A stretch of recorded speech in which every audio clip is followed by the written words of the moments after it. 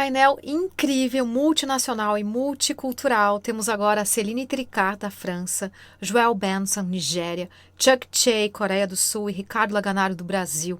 Eles são criadores de experiências em realidade virtual e vencedores do Festival de Veneza e vão falar como festivais e eventos internacionais colaboram na criação de um ecossistema mais diverso e representativo em um meio de comunicação ainda em formação. Moderado pelo parceiraço do Pixel Show, o super Rodrigo Terra. É com você, Terra! Pixel Show 2020 num formato completamente inédito, né, nesse ano maluco de altos e baixos em todas as indústrias e principalmente na indústria criativa. A gente vai fazer uma mesa muito especial para o universo do XR. Eu estou com convidados aqui que são expoentes e grandes representantes da indústria do XR, tanto nacional, brasileira e principalmente internacional. Então, vocês vão conhecer um pouco o trabalho da Celine, do Joel, do Chuck, o trabalho do Laga, que já vem aqui no Pixel Show também, contando um pouquinho para a gente nos anos anteriores como é que funciona o mundo do XR. Eu vou fazer a mediação dessa mesa. A descrição da nossa mesa eu vou ler rapidinho para vocês. Então, a gente tem a Celine Tricart, da França, temos o Joel Benson, da Nigéria, temos o Chae, da Coreia do Sul, e temos o Ricardo Laganaro, também aqui do Brasil, que são criadores de experiências em realidade virtual e vencedores do Festival de Veneza.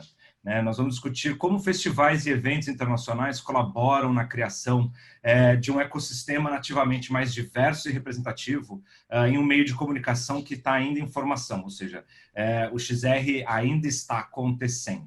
Como a nossa mesa ela é uma mesa internacional, I will switch to English right now, and I will ask for our guests to present a little bit yourself.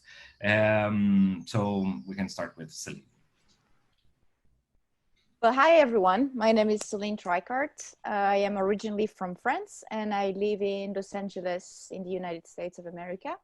I am a creator of any kind of content, really. I'm fascinated by storytelling and I'm fascinated by new technologies. So since when I graduated from film school in France a long time ago, I'm not going to say how many years, I specialized in stereoscopic 3D, and I was really interested in how to use 3D to enhance storytelling. And since that day, I continue my investigation in new languages and new medium, all the way to virtual reality. And so I was honored to have one of my VR pieces called The Key selected at the Venice Film Festival in 2019 and being awarded the Grand Jury Prize.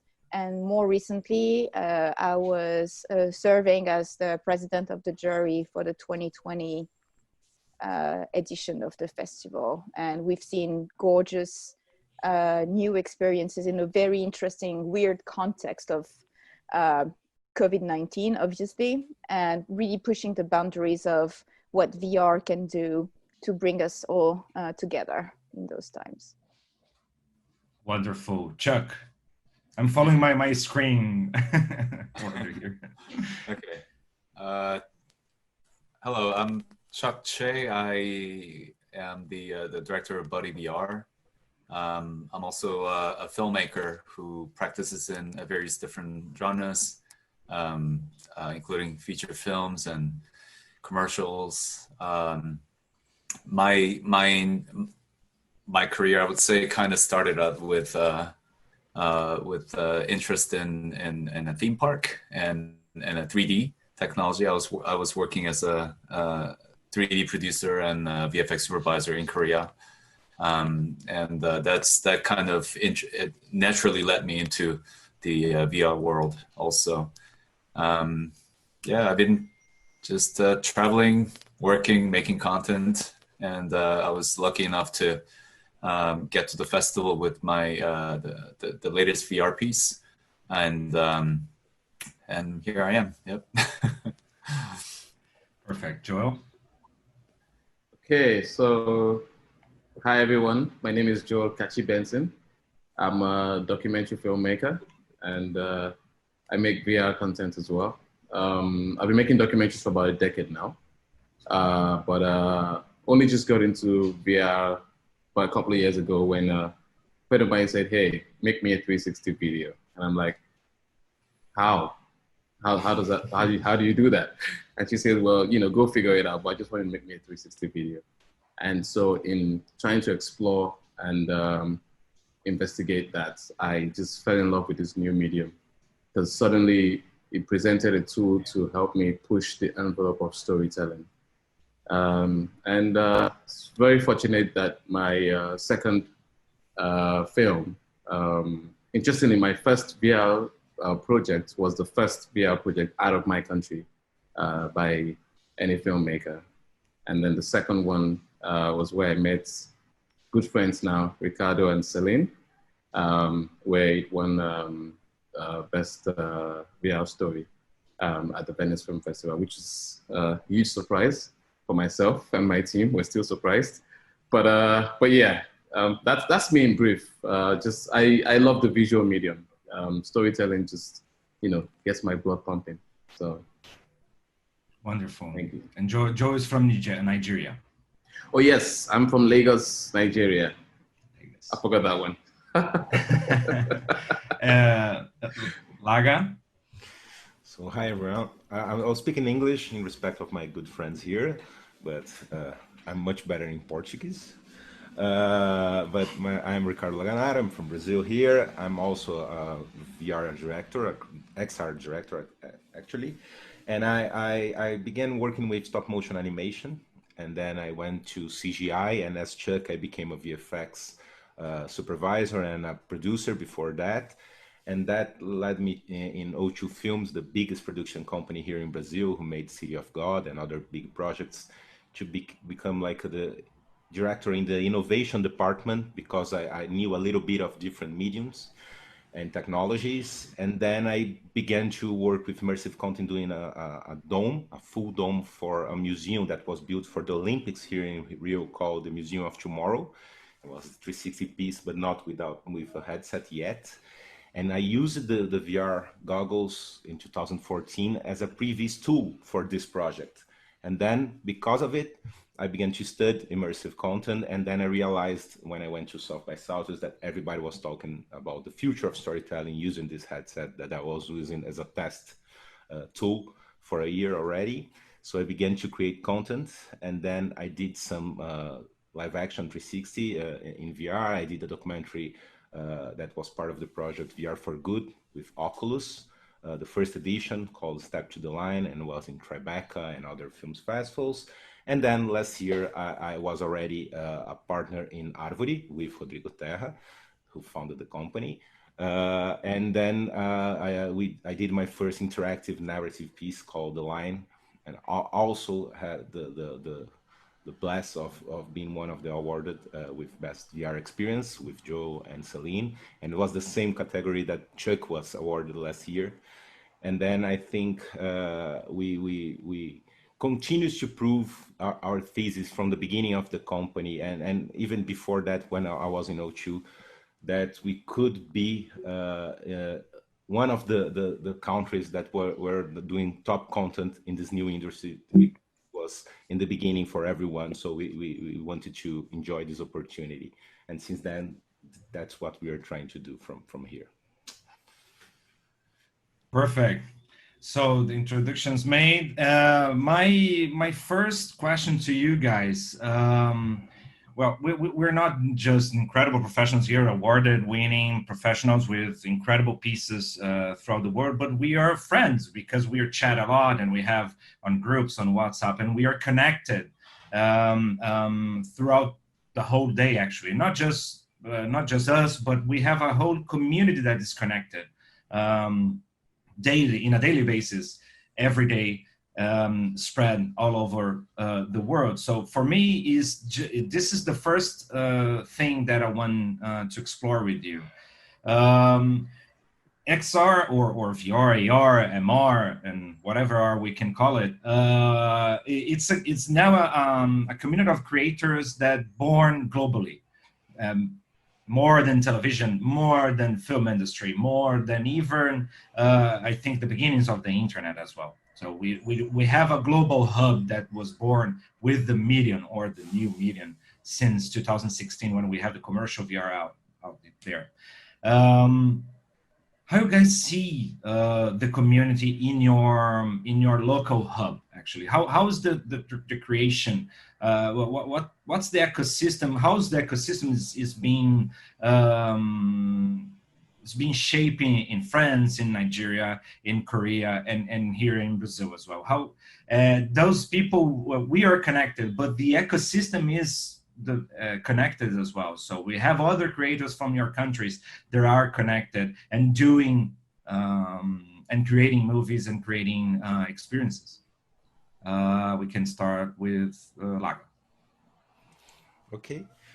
So here in Brazil, we are trying to organize ourselves. So we have like this association called XRBR, when we have already 130 companies, not just doing VR, like companies interested in VR and doing part of their time doing VR, and some of the companies just doing VR. And I think it's very interesting, because I think sometimes I had the impression that we have more people wanting to do VR than watch VR yet, because since we don't have headsets, it's a joke, of course, right? But since we don't have headsets being sold in Brazil, like Oculus doesn't sell headsets in Brazil, like the HTC doesn't sell, like the big brands are still not like being able to be here in Brazil. We have a lot of discussion and people working commercially, or for other companies, or for the final user, like we do with our pieces, but we still don't have the opportunity to create the culture of audience in the public. So until now, I think last year, I think we were in good shape compared to the other countries, but by now I think the rocket's going up fast because of Oculus Quest mainly. And I'm very not afraid, but worried that now we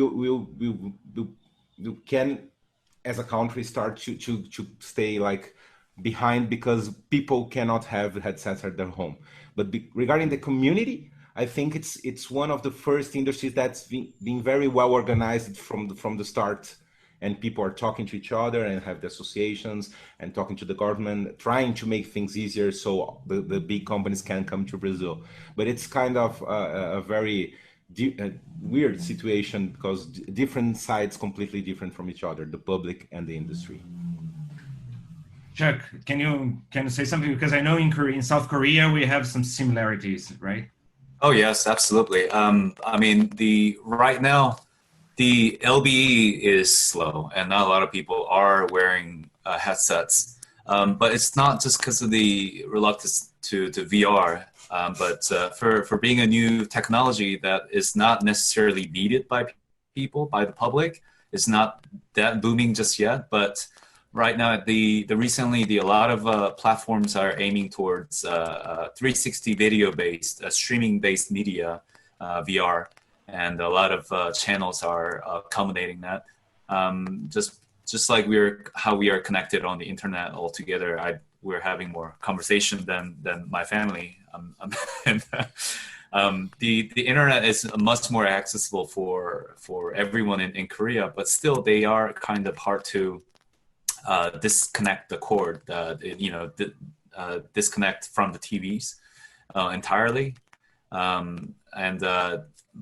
But there has been many creative endeavors. Every year, there's many creators are working on new stuff, and a lot of the side technologies like AR technology that goes behind the XR world, the volumetric capture programming, like those kind of the elements of what we essentially need for VR is keep developing, like machine learning.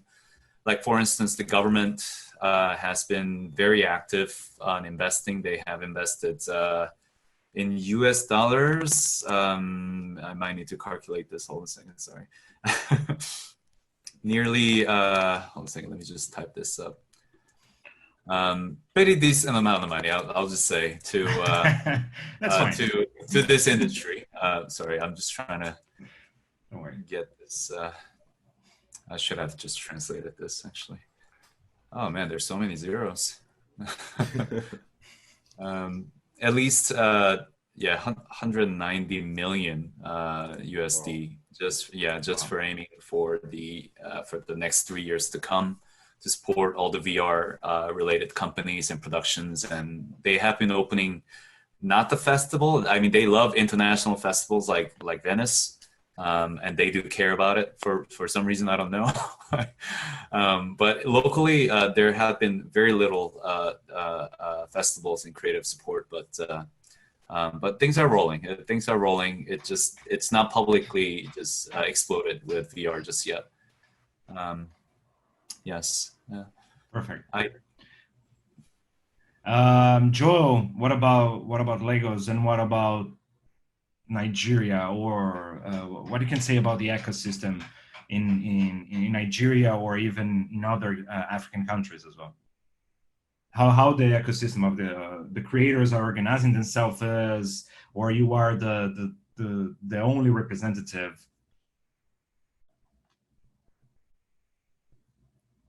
I think. Yeah. So okay. So I think that it's very early days here. I think one of the biggest challenges that we have in Nigeria is that the cost of entry to become an XR creator is not very it's not very friendly for a lot of people. So you find a lot of people who would have loved to experiment with it cannot afford to get, like, the cameras and stuff. And so because there is no sort of like institutional infrastructure to support aspiring XR creators, you then begin to have like pockets of people here and there just trying to do their own thing. There is a young lady, a friend of mine, Judith Okonkwo, who has an organization called Imisi 3D, and she's very passionate about building that ecosystem, just that community really, of XR creators. And so every once in a while, she does like hackathons and tries to get young people to just come in, and she has a nice lab where people can come in and do stuff. But in terms of really seeing it grow, I don't think we're at that point yet. Thankfully, with projects like mine, when I came back from Venice, there was a lot of interest in the work that I'm doing, and a lot of young filmmakers said, "Hey, look, would like to come study, would like to come learn with you, would like to intern." And since then, I've taken on a couple of them, and just join the gang. Let's go train. I don't know if any of you met Tal, who runs the VR section of the Haifa Film Festival in Israel. He was in Venice, so I invited him over to Nigeria, and he came and he spent about 10 days hanging out with my guys and just showing them the ropes, and we ended up making like a short VR film together. So things like that are what we're trying to do. I've invited Ricardo and Celine. We're just waiting for things to calm down. For me, I think at this point, for us in Nigeria, what we need is lots of collaboration, lots of mentoring from within and from without. And people just need to understand that there is a future in this. Like, it's a lot can be done with this. And so what I'm more concerned about right now is, because I feel that winning at Venice provided an opportunity to meet with a lot of amazing filmmakers who are like at the top of the food chain, if you want to put it that way. And so those collaborations, those associations have to be used for good. So if I'm able to say, "Hey, Ricardo, we're trying to have a workshop in Lagos. Can you come speak to the young cats out there and explain to them what this is about?" If I said to Celine, "Hey, look, I would like to put together like a bunch of young girls who love VR or love XR and would want to get involved? Would you like to speak to them and just paint a picture of the future for them? You know, that's the way I think that we can sort of begin to build a bigger community of XR creators here in Nigeria. So that's what I'm looking to over the next few years. Just sort of use the platforms that I've been fortunate to have as a result of winning in Venice. Use those platforms to build my community back home and encourage, you know, younger filmmakers to try this out. You know, do it. Yes, you might think it's expensive. You might think that what's the future in it for me? But well, you won't know until you try, right? And so that's where we're at. Perfect. And I let Celine at the end, because she has an experience not just in France but in different hubs actually. So the European hub and then the North American hub as well. What you see on both places?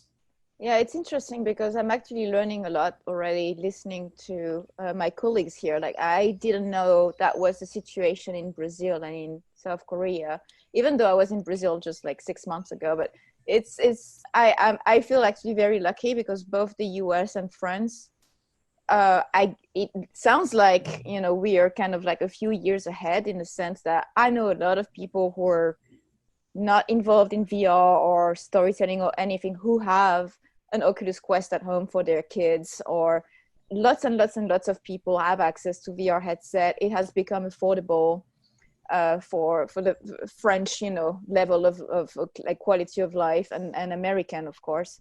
And so lots and lots of people just, of course, LB, everything is shut down this year, even though it was on the rise just before the pandemic.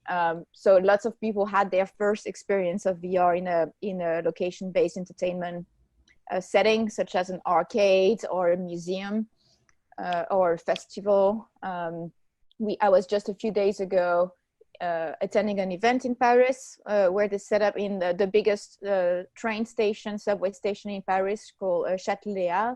I think it's in all of the world, for sure Europe, but it's one of the busiest train station, subway station in the world. Like 10 million people or something go through it every day. And they set up this giant like VR space and there's like people waiting in line just to try the VR headset and see some of the really great experience of this year. So French people and American people have easy access to VR. So that makes a huge difference for sure. And then that also helps the whole ecosystem to be a healthy ecosystem, with the government in France, not in the US, a private company in the US, government in France, just investing a lot of money, supporting companies and creators.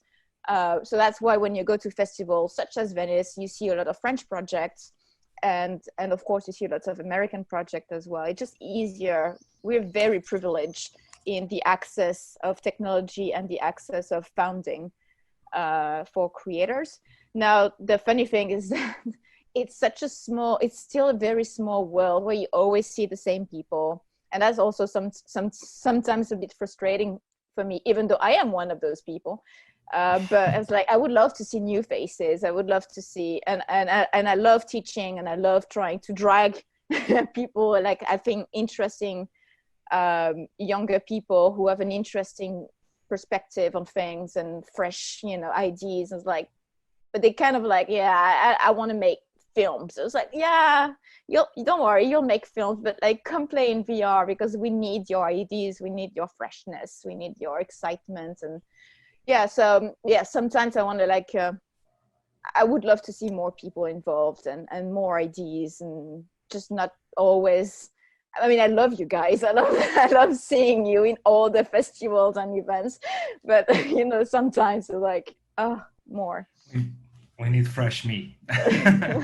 Hence our responsibility, just like Jewel said, and Jewel is really at the forefront of this, I think, in Lagos, and is teaching, you know, opening and like raising the bar of entry for people, providing technology, providing support. even if it's just mentoring, that's already a lot. And every VR creator who has a certain established position in the industry should help people around and get involved. Like, a lot of VR people are very jealous of their skills and knowledge, while it's in our best interest to see this industry thrive, and that will go through having more people and more diverse people as well. And talking about it, talking about education as well, we see that this need of drag people into VR. It's one of my jobs in Harvard as well, to spread and the word in a way, and to convince new faces, new talents, or even new people, new consumers to try VR and then start the ecosystem globally, actually, not just here in Brazil, but my act is global as well. But talking about it, what do you guys think about your pieces? For example, let's take the pieces from Venice VR that you guys won last year and Chuck 2 years ago. These they represent some visions, some visions, your vision to Celine and Joel, with a very urgent subjects that we are living now, and Laga and Chuck with an approach of trying to bring fresh new vision to the animation world, interactive animation world. And how this representation of your vision, your vision as a professional, a global one, but came from an experience in a country, in Korea, in Brazil, in France, or in Nigeria, and bringing that vision and taking an award as Venice. What changes to bring new faces or new talents, and convince, as Celine said, convince new people that try this new medium? Because sometimes we see that people just say, okay, but I'm from Brazil. I will compete with who? With the American industry, or so people sometimes I can say about it, but like I would say more about this underdog or this feeling that sometimes the creative community here has, that, oh, but you know, how we can go globally, how we can our story be heard for a Chinese or a Korean or a French ears, you know. So we try to figure out how to make things happen here. So I want to connect this with our chat here. How you guys think your pieces represents to bring new Koreans, Frenchies, and Nigerians and Brazilians to XR? How it's important for you guys to do this work? We can start with Celine. She ended the one when she starts this one. Oh, that's not fair. Don't worry. Yeah, I was trying to. I'm not sure I have the right answer to your question, though. I guess it's in a lot of different ways. The Key is a weird project because it comes from a big company, right? So that was a VR for Good program that is a special program by Oculus, right, to select filmmaker VR storytellers and nonprofit and pair them and mentor them and finance a VR piece. So that started as a project. And also it was traditionally 360 videos, but for my year 2018 they decided to have 2 interactive projects. And the funny thing is that I've never done interactive game engine before The Key. I've only done cinematic 360 because I come from the film industry.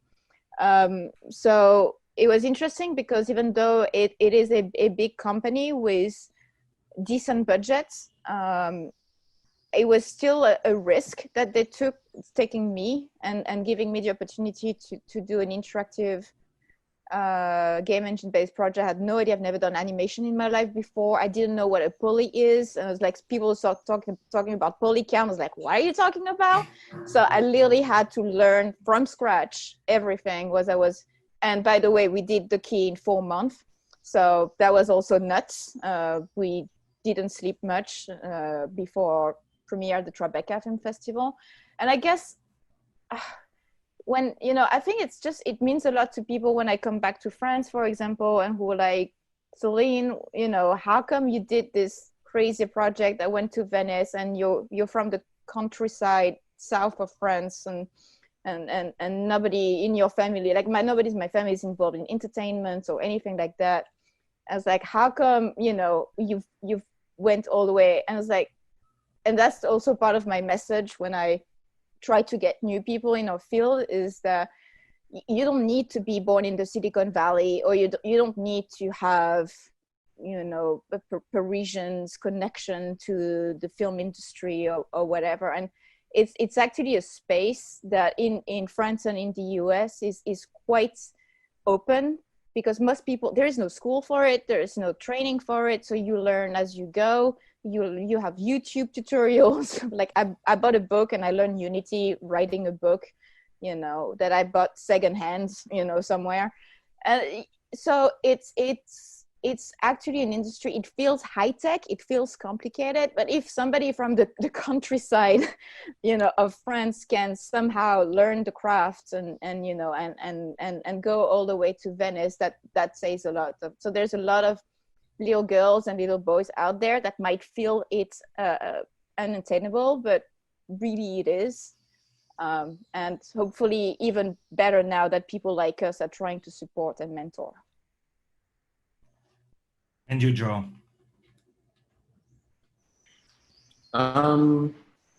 Yeah, I mean, I think I'll borrow a leaf from what Celine said. So for me, it was really about trying to tell this story.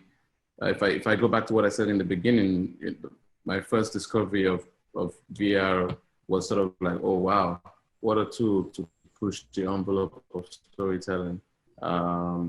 And because I've been making like regular 2D films for a while, sometimes you make those films and the emotion that you have when you're in the space. So I do a lot of social impact documentaries, and maybe I'm in an IDP camp with a woman whose husband was killed in front of her, and she's got 3 kids that she's got to raise, and she's telling me her story, and I'm filming, but I know the emotions that I'm feeling while I'm with her in the room. And somehow, when I edit the film and the final piece comes out, somehow I feel like I wasn't able to capture that emotion.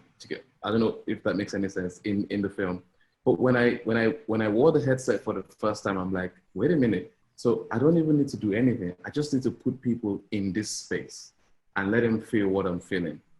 And so when we had the opportunity to make Daughters of Chibok, which was a really tough film to make, because first of all, it was a tough subject, and then it's in a very remote part of the country, high risk, it's sort of controlled by the insurgents. But I knew it was an important story to make, because I felt that we were slowly starting to forget that 276 girls had been taken away in the middle of the night. And somehow it seemed okay to just move on. And so the whole point was to use this film to remind people that this is a story that doesn't have an ending yet. We haven't written the last chapter, because these girls are still missing. But hey, when we made it, it was a crazy experience. I remember I used the Omni to make the film, and we didn't have much funds, so it was just like scrape and scrounge.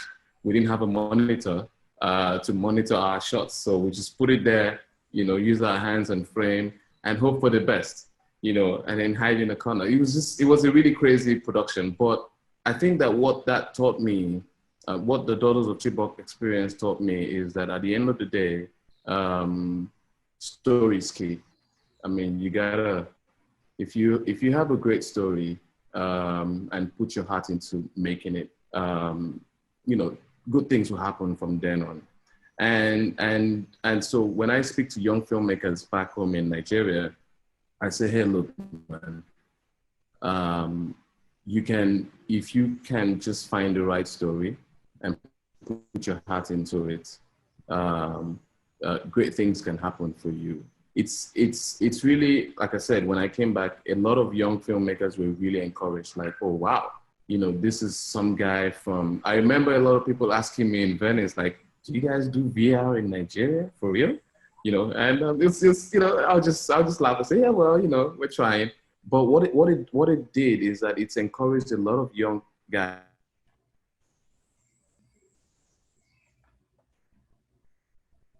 I think Joe frozen, right?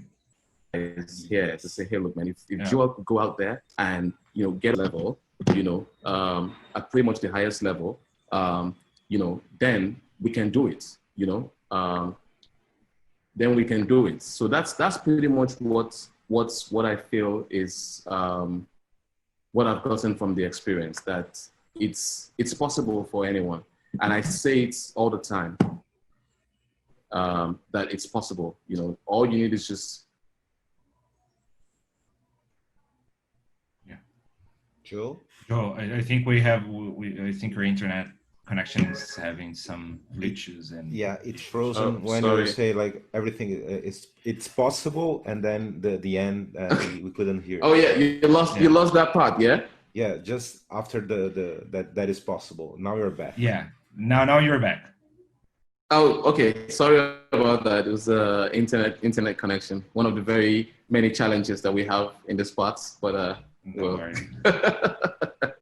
But yeah, so like I was saying, it's really about. So yeah, I said it's really about what my experience has shown is that it's possible, and that's what I tell, you know, young cats, that look, you don't have to have all the gear in the world. What we had was just really, it was just guts, really. Get a camera. We went, we shot, we sat down, we used our laptops, you know, they were not very heavy duty laptops. They couldn't do all the work, but we just, you know, day after day, do the grind. The one thing that we had, which you cannot buy, was just faith in what we were doing. That, you know what, we can actually tell a powerful story with this tool. And we believed in what we were doing. And that's it, you know.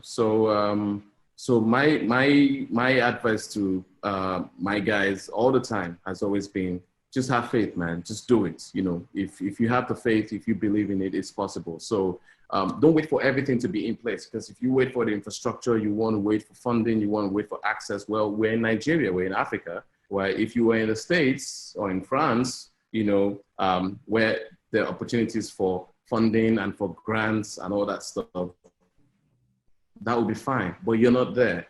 You're here, and you still have to make it happen somehow. So just do it. You know, just do it. Wonderful. And Chuck, you teach us as well, right? So when we last met, you were teaching on some XR courses, right? And then what you think about your experience seeing? We are seeing now. Just adding to our conversation here, but we are seeing now a very or a new increasing of the Korean culture for export and seen throughout the world, etc. But how you fit, Buddy, on this movement? Yes, I mean, after I came back from Venice, I think I have carried on at least like 87 different workshops and mentorings, and I still talk to about 35 different individual filmmakers who are working on VR right now, and I'm just giving them some feedbacks that I could. And I'm not a master storyteller. I think I got totally locked out in Venice, but I think they really saw a good possibility in Buddy VR, which I want to explain. I mean, and Korean people do really care about Venice and Cannes, you know, like Parasite movie, and, you know, like from Cannes, and somehow they just love awards, you know. They don't even know what's going on in Venice, like what other films are on there, but they just care if some Korean won an award. But anyhow, what I really like what I wanted to really convey with Buddy VR was I really wanted to. I discovered interactive storytelling, something that is not used in just the gaming, something that that this real-time user experience could be used as a storytelling element. And for explaining that infancy, I didn't really want to bring in a scary subject matter like a big one, because I wasn't really confident enough to whether I could marry it with the right technology at the time. So I thought, might as well, you know, we're at the infancy stage of interactive storytelling. Why not bring in a little cutesy mouse to prove that? And if you think about it, there's at least 120 years of cinema history, 70 years of game history. And what VR, especially in this Buddy VR experience and the previous VR project, has brought me was that freedom from the text, camera angles, live action actors, or something that we were just confined in a frame, you know, just a frame. So I was able to rediscover the cinematic storytelling, something that we could get a real-time engine imagery on top over the obscura based, you know, like distorted images from the lens.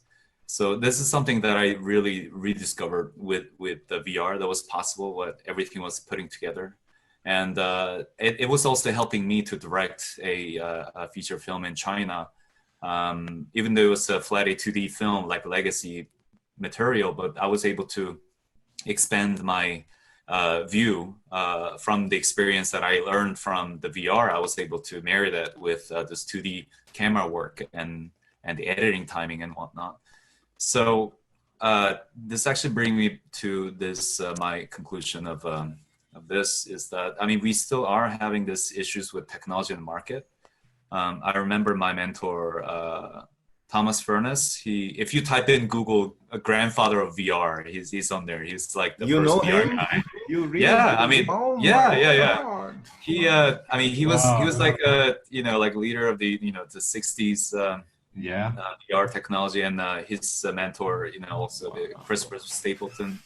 They invited me to the Virtual World Society once, and we were able to discuss some of the future of VR and whatnot, and they were like Stapleton was the one who actually taught me that I could do a storytelling without camera, and when I was a film student back then, and what he told me, it was still inspiring me today actually, because I was trying to become like a perfectionist with all the weight of the you know, the lion on my shoulder. I feel obligated to do this, but technology is always in progress. I mean, this is a guy who did VR in the 60s. We will never have this perfect technology in our decade whatsoever, in our lifetime. So it is important to progress this within the best way we can. And one thing I really realized is that I think that one other way that we could do is actually try to grow together with the existing market, with existing industry, existing way of storytelling. Not just trying to bring in like a really famous voice actors or celebrity to the VR piece, but trying to find a way where this people from the 20s, 30s, and millennials to the 50s could coexist together and do understand and accept VR. But I feel like after the democratizing the VR, you know, with the Oculus movement, I think we are the kind of like the first guinea pig generation, and we are trying to create something great for the next generation to come. But right now I'm trying to just focus on with the possibility that I learned from this Buddy VR experience and experiencing all of other VR pieces like yourselves had created, that I do have a strong belief that good story transcends media. And whether it's 2D or VR or different media, I mean, this is the era we're living in. We can't just give up the past and move on.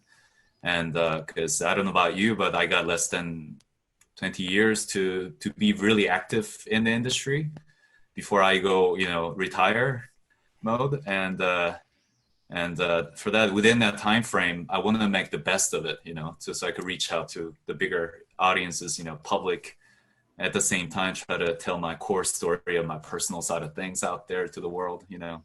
So I'm trying to balance that, the time matter in there also with the market. But yeah, so this Buddy VR and this Venice Film Festival, who has given me this voice, it's definitely amazing. And I've been blessed since 2018 after that moment. Right. Wow. Yeah. Laga. Before talking about Wow. the line, I really want to say that I think we still didn't have the chance to see Buddy here in Brazil, but like in other films, I wasn't in Venice at the time, so I couldn't see it. But I remember the first time I saw The Sun Ladies on South by Southwest. It's another film by Celine. And I really wanted to bring all my friends to watch it, you know, because I said, hey, this is a piece that shows the potential of this medium. Please go see it. It's amazing. This story is amazing. I don't remember you at South by Southwest. Because I was very low profile at the time. I was a shy guy trying Me to too. learn. He had hair. Yeah, He but had hair at the time. Yeah. Oh. No, I didn't have. He didn't have the cap. Yeah. That's No, I had why. already. Yeah, you have. No, but I was just trying to learn this new medium and trying to understand how it works. And I wanted to convince people that this could be interesting. So I was super excited about it. And even like today, when we have already some people that are trying to already put like barriers in the content inside VR. So people say, no, 360 video is not VR. And I love to bring these people and say, no, come on, let's see Daughters of Chibok and put this headset on and then let's talk about it after it. And then people cry and then say, okay, so now you know that we have a VR piece that is a 360 piece, and it's very good. So I think one thing that it's important, no matter which piece that we are talking about, that we need good content, you know, not content that speaks for us as people from the industry, that experiment one element or the other, that we can see the potential, but we need content that it's good for everyone.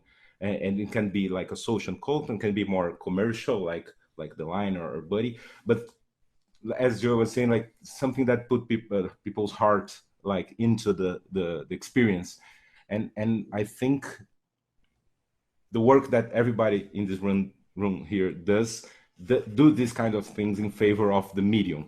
So it's easier to bring people to our ecosystem with this kind of content, right? I think, and I talk now about The Line. I think the first thing was this. As you said, like we have this underdog syndrome here in Brazil that we always think that we will not be able to compete with the leaders. Besides football, but even football now we are not in a very good moment. So I think this is the kind of piece that shows people that we can be like on the innovation area or in a tech industry, in the entertainment industry, even from Brazil. And then when we had this recognition, it was, for me, I felt like a shift of like the way people look to us doing VR here, like in our country. Like before that was, those are the crazy guys that do VR from Brazil. Haha, interesting. Put the headset. Oh, it's interesting, but not taken very seriously as a possibility of a market, of an industry, of a career. But then after Venice, like, because as Chuck said, here in Brazil, people care a lot about films festivals like that. Like people say, whoa, like I always have this comparison because the same year that we won, like last year, it was the first time a Brazilian film won a Lion. And so it took like 76 years for a Brazilian piece to have a Lion in the flat screen. And it took just 3 years to a Brazilian piece has a Lion in VR. So for me, this is a perfect metaphor of showing how new this medium is and how open it is for everyone, right? Because, and then like we had Nigeria, we had South Korea, we had France. So we had like different players from all over the globe. If you have a good content, probably people will see it and probably you have some recognition somehow. So then people began to like want to know more about VR and how to work in this industry. And in another layer, we also have like, we show Brazil in the piece. in entertainment piece. So because when we see Brazil, usually, or it's a social content, which is very important, or it's like football, samba, the forest, like it's like almost a caricature of the country.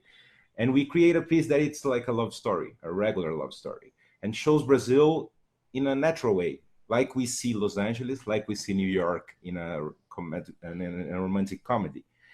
And people are not very used to see that in Brazil, in a project that were recognized abroad. Because when we show ourselves to the foreigners, we are like, hey, the Brazilians. So I think this was very important, like to show us abroad in a natural way and show that we can be just ourselves. And in this new industry, this can be like a part of the standard. This can be part of the stand, like it can be just one country that creates good stories and show it in the ecosystem like the others.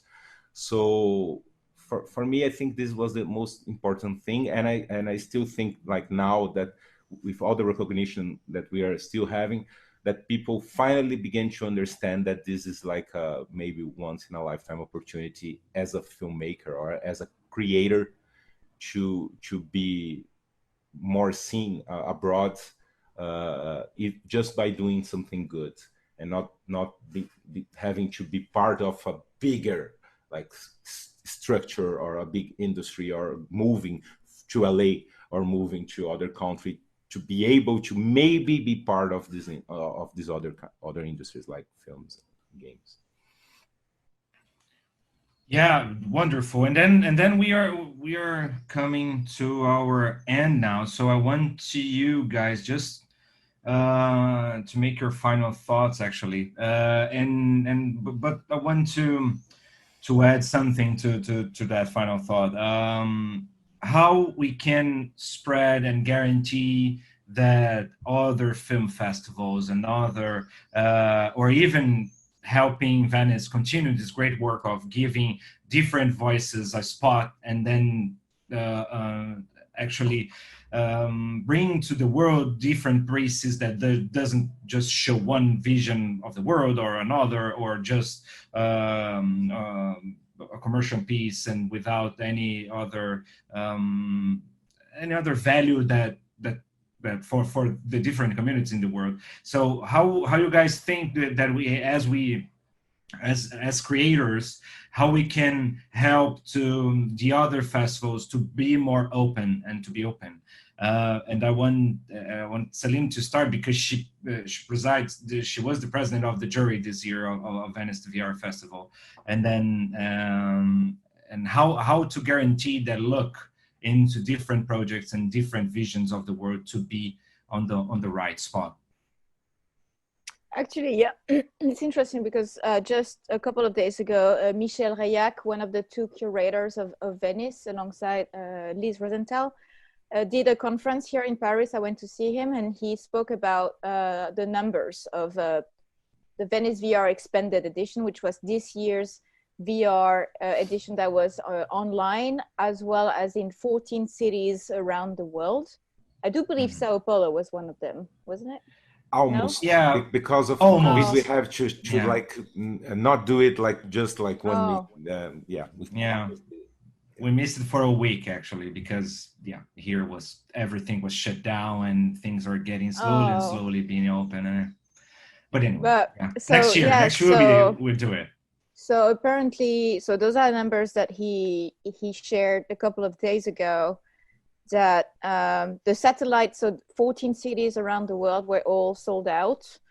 And so they had 11,000 visitors. So physical, like actual people going to the satellites watching VR, 11,000.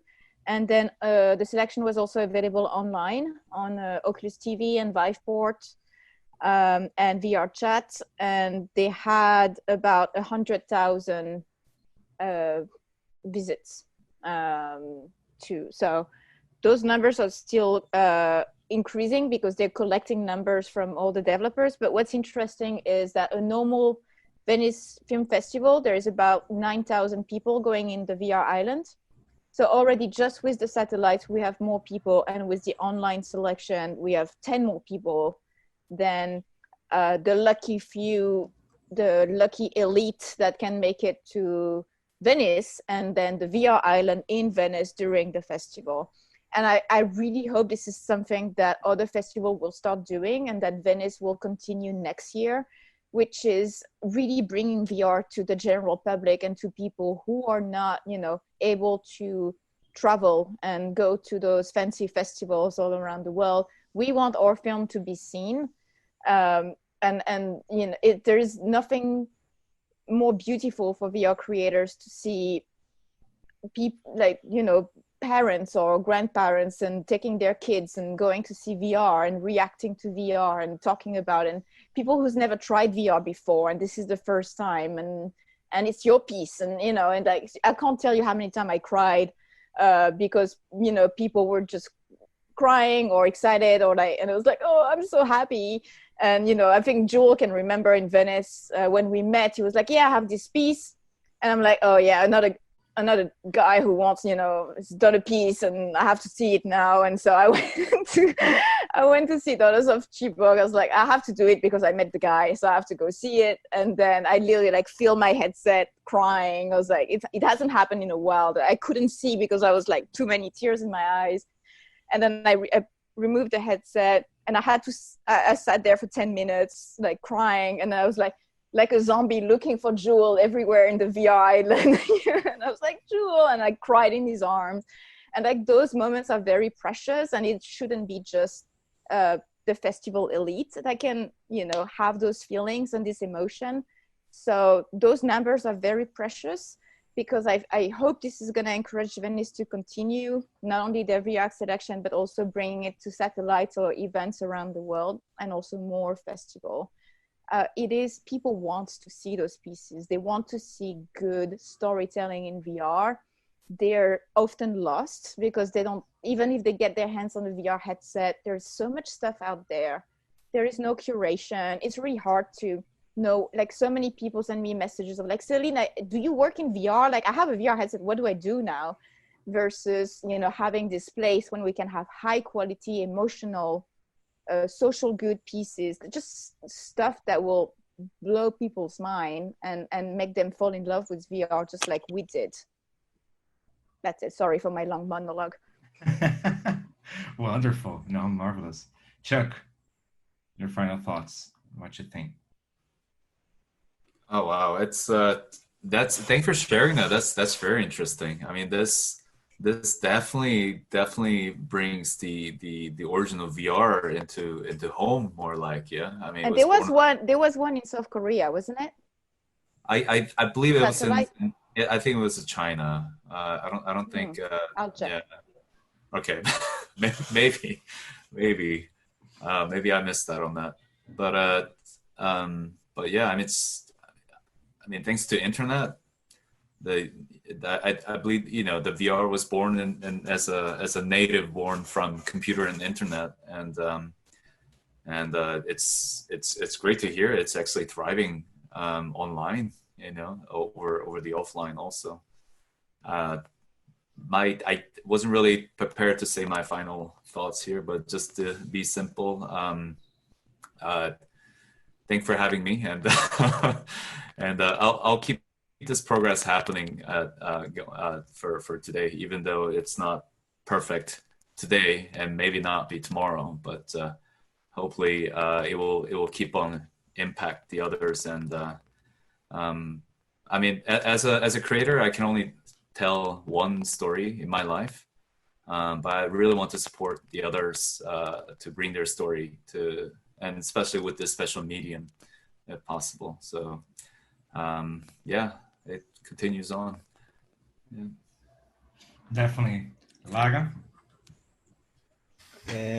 Yeah, I think as Celine said, like it's this whole COVID situation, I think, opened like a new space. If us from the VR industry doesn't support the VR distribution of content, who does, right? Who will, right? So I think what Michelle and Liz are doing and did with this edition of Venice. And even before, like Tribeca did a smaller edition, but they did it virtually, South by Southwest as well, Sundance as well. And I think keep pushing these ways to, of course, it's great to have the local event, and the satellites are a very nice solution to make it more democratic globally, but making it easier to show it to people at their places in their headsets, I think will help a lot this industry, and also having this diverse production, because if you don't see content that's being in the forefront, you don't have reference to be in the forefront. So I always had the opportunity, and I'm very privileged, since 2014 or 13, I traveled a lot to all the festivals to be able to see pieces like some ladies, as I said, but I was just one guy doing that in Brazil. Like me, I had more 2 or 3 people doing. So we need to make this content more accessible, and the platform that Michelle is trying to push with the other festivals for this kind of non-gaming content to distribute abroad, content that were selected in film festivals, I think will be very important. And just keep doing good content. I think we all have this responsibility of continuing to produce content that's good and that shows the potential, and helping and stimulating and teaching other people to do the same. Perfect. And you, Joel? Well, yeah, so I totally agree that it's critical that we increase access to the content, and especially for us back home here in Nigeria, where it's still in its infancy. It's really important for me that more people have access to good content beyond Daughters of Chibok. They should be able to see more films, and that's a really big challenge. So in terms of what we're trying to do here is I've had chats with Ricardo about, whatever content that you have that you feel you're willing to release, so we can set up something small here and have people have access to it.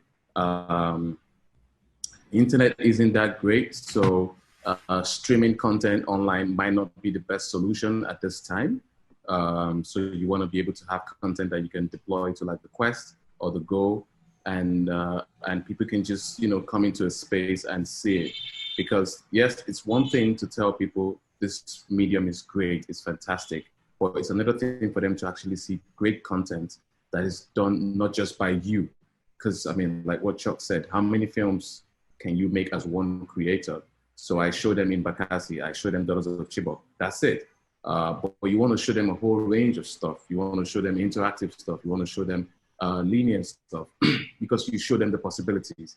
And see, when you do that, you're not just building your ecosystem, but you're supporting the larger ecosystem, because festivals survive on content. If there's no content, then what are they showing as a festival?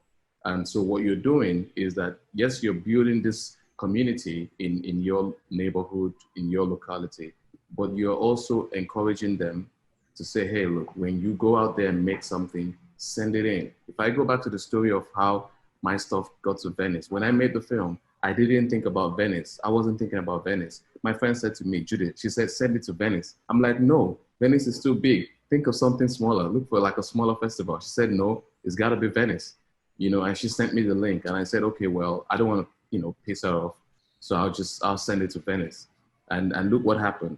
So, so the idea would be to sort of create more access to content for younger filmmakers, and also collaborate. So in my country, I'm trying to also collaborate with film festivals in country and say, hey, look, would you guys like to have a VR section? And we can just bring people to come in, and even if it's just 5 films, right? Let them just see it. So it's part of your bigger structure, but you can just give us a small space and we can just do our thing there. And if you do that in 1 festival, 2 festivals, 3 festivals, you're increasing access to the knowledge. You're increasing access to the content, and hopefully, it will lead to bigger and better things. So yeah, I'll just keep doing what I'm doing, and keep collaborating with good friends, and you know, we'll see where life takes us all.